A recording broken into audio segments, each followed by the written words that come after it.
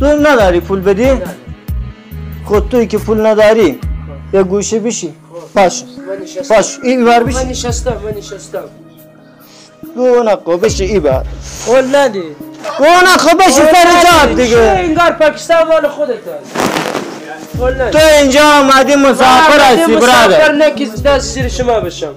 ما آمدیم اینجا. تو کی پول نداره؟ 300 تومن کی داره؟ کی نداره؟ نداریم من پول ندارم. خب توی که نداره پس چرا میای از افغانستان به ایران؟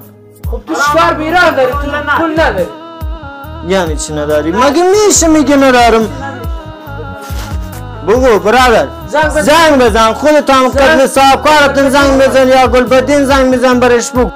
این خانگل اومده میگه 4 نفر جواب بشینی. ما به شما صحبت کردیم 4 نفر جواب نمیشینی.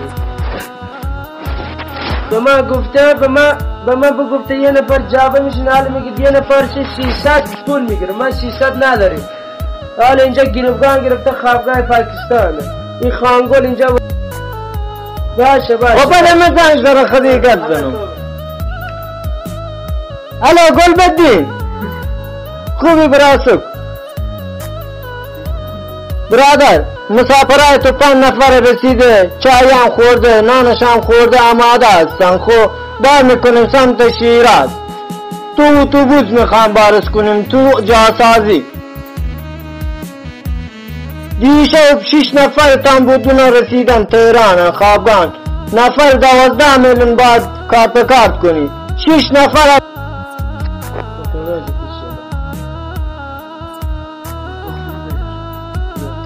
خب مشکل نیست.